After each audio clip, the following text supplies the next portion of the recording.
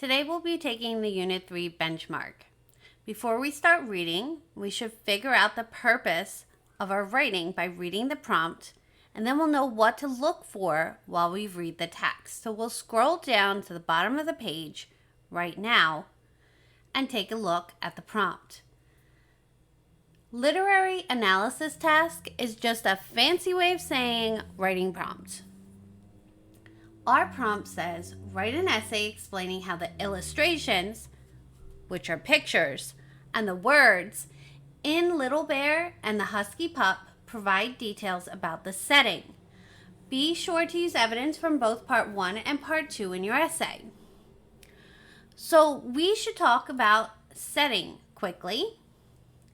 And setting is where the story takes place and can change throughout the story. In the beginning, it might be on a mountain, and then later on it might be in a forest, and later on it might be next to a river, and later on it might be in a truck. It depends on what's happening in the story. So the setting changes throughout the story. A setting is also when the story takes place. So it's not just the where, but also the when. So that can mean what time of day it is. Is it morning or afternoon or nighttime? It can mean what time of the year. Is it spring or summer or fall or winter? All right. So we have where and when as part of the setting. But there's one more part to setting, and that is the what. What the environment is like. So that is weather related. Is it hot or cold, snowy, rainy, foggy? You need to know all three of these things when you're discussing the setting of a story or an illustration. Look for details in the text and in the picture to help you figure out the answers to these three questions. If we go back to our text, we know that we're going to be writing about setting. It's in bold, right? It's nice and dark. It's telling us this is important. So when we're reading and looking at the illustrations and the words in Little Bear and the Husky Pup, we know that we should be thinking about the setting of these pictures or illustrations and words that match them. So while we're reading, we're going to keep in mind the setting. Let's scroll back up to the top now, and we'll read the two parts of Little Polar Bear and the Husky Pup by Hans de Beer. So, for this essay, you will be reading two parts of the same story. And the story title is Little Polar Bear and the Husky Pup. This is part 1. Lars, the little polar bear, lived at the North Pole where there were no trees or flowers, just ice and snow. Lars didn't mind. He loved to go for long walks across the ice, always wondering what he might find behind the next snow hill. One day, Lars walked even farther than usual, and he was very hungry. He lifted his nose and sniffed. There was a delicious smell in the air, but he didn't know what it was. The delicious smell came from an igloo. That meant there were people. Lars's father had warned him to stay away from people. They're dangerous, he always said. But the smell from the igloo was so tempting that Lars couldn't resist. He crawled closer, keeping well away from a team of sled dogs who seemed to be fast asleep. Suddenly there was a growl. The huskies jumped up and strained at their leashes. The leashes snapped, and the whole team rushed at Lars, barking furiously. Lars was lucky he had a head start.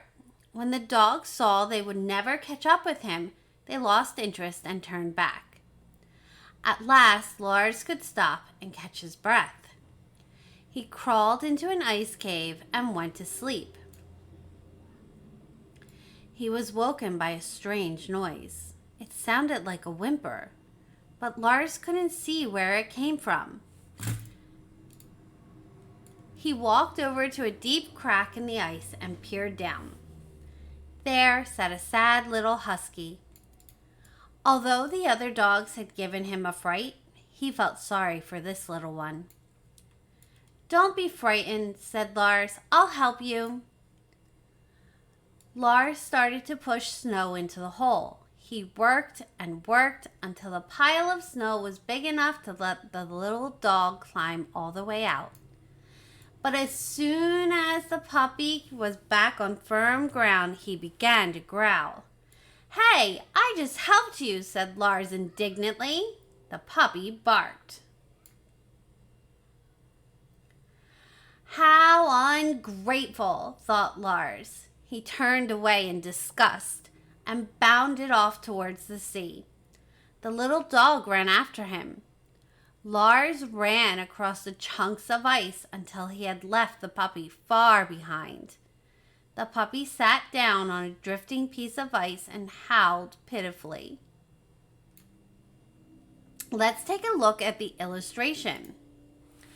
In the illustration, we can see Lars on a chunk of ice and the puppy howling on a chunk of ice in the background. What would you say the setting is based on the image that we're provided in the text? Remember, you should answer where, when, and what is the environment like?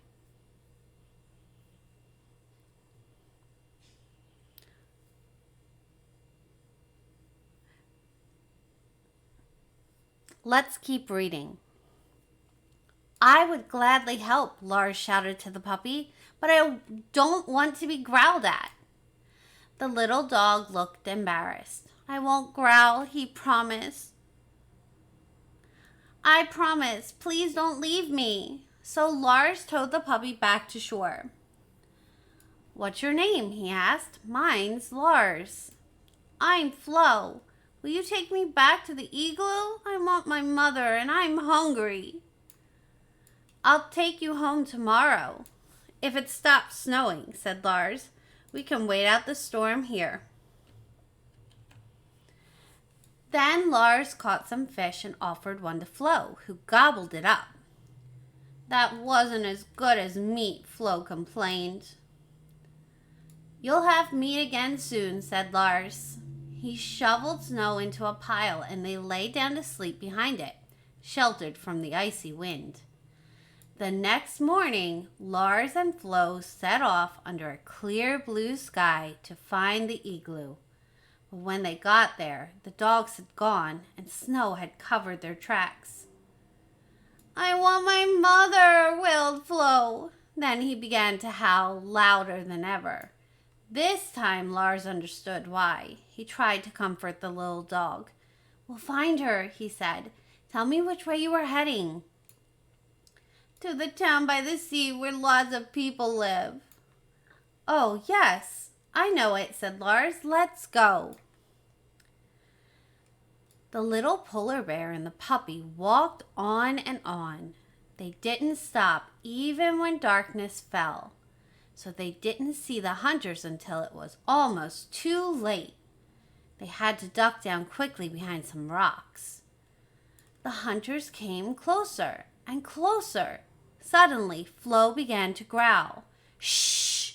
hissed Lars. "You'll give us away!" But the impetuous puppy jumped up and started barking. "Huh, it's just a stray dog," said one of the hunters, laughing. Then he and his friends got back on their snowmobiles and drove away. "Phew, you did the right thing after all," said Lars. "But I don't think we should go any further tonight. We'll find your mother tomorrow, Flo." Let's take a look at the illustration. We can see that the snow is dark. There's a shadow. And we can also see the puppy Flo growling. We can see that it's icy and snowy, and it's dark. And we know that because in the text it says darkness fell, which means that it is late and dark. Let's keep reading. Now we're going to talk about the second part of Little Polar Bear and the Husky Pup by Hans de Beer. So this is part 2. In the morning, they walked to the sea. A pair of seals was basking on the shore. Flo charged at them, barking excitedly. "Stop, Flo! Leave them alone!" shouted Lars as the seals fled into the water. Suddenly, Flo stopped barking. "Lars, look at this!" he yapped. He had found an old kayak. "Kayaks belong to people," said Lars, looking anxious. "And people are dangerous." He sniffed the kayak all over. Then he said, "It's all right. Nobody has used this kayak for a long time. What a good find! Now we can travel twice as fast."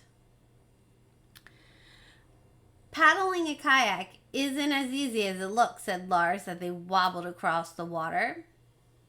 So here we have our next illustration. And in this picture, we can see that Lars and the puppy Flo are in a kayak on the ocean. We can tell that it's daytime because of the light in the picture. And also that it's probably cold and snowy because the mountains in the background are covered in white. There's also a pile of ice floating behind them. Paragraph 6. "Never mind," said Flo. "I think we're nearly there. Tonight we'll have meat for supper. Hooray!" "Listen," said Lars sternly. "You're not to run off after meat. You must stay close to me." In the twilight, as the kayak slipped silently towards the town, they both began to feel nervous. Twilight is another way of saying evening, when the stars are coming out and the sun's just about down. It's not quite dark yet all the way, but it's almost there. "Don't make a sound, Flo," whispered Lars, and for once Flo kept his mouth shut tight. But the moment they stepped ashore, Flo cried, "I smell food!" And before Lars could stop him, he was gone. What was Lars to do? As he stood wondering, he heard a shout, "Stop, thief!" And Flo ran past him with a funny chain hanging from his mouth. Lars ran after him. When they were at a safe distance from the town, Flo stopped and laid the funny chain at Lars' feet. So here we have our next illustration. And as we look at the illustration, we can see some houses in the background. They look a little far away, so they're not quite in the village or the town. They're on a little snowy hill outside of it. And I think it might be nighttime because we can see the sky at the top is dark, the moon is out, and we can see the sunlight just at the bottom as the sun is going down. And as for the what, we can tell it's still snowy and cold because we can see the snow. And if there's snow on the ground and the roofs, then it must be cold. Paragraph 13. "That smells good," said Lars. "Just wait until you taste it," said Flo. "It's not like fish at all." But the more Flo ate, the sadder he seemed to be. "Will I ever find my mother?" he said mournfully. Then he lifted his little head and gave a desperate howl. There he goes again, thought Lars. What could he do to keep the little reckless creature quiet? Then Lars heard loud, excited barks. There was no time to run away. Suddenly, he was surrounded by dogs, but they didn't hurt him. One of them was Flo's mother. She had heard her puppy howling and rushed to find him. Flo told his mother how Lars had found him and brought him to the town. They "Thank you, Lars," she said. "Now you must let us take you home." The two friends hopped onto the dog sled and were whisked away. "This is more fun than kayaking," said Lars happily. Lars's parents were amazed to see Lars jump off a dog sled, and even more amazed by the funny chain that Flo laid at their feet. "Here's something that tastes much better than fish," he told them. Then he turned to Lars and said, "I want you to have my collar. It will help you remember me." The dog team barked a farewell and sped away. As Flo's sled disappeared over the horizon, Lars put down the collar, raised his head, and howled. How strange it sounded, and how sad, thought his parents. After that, Lars was often seen with a smile on his face and a bright red collar around his neck. Now that you have finished reading the story, looked at the illustrations, and thought about the setting, you're going to fill out the outline in Google Classroom.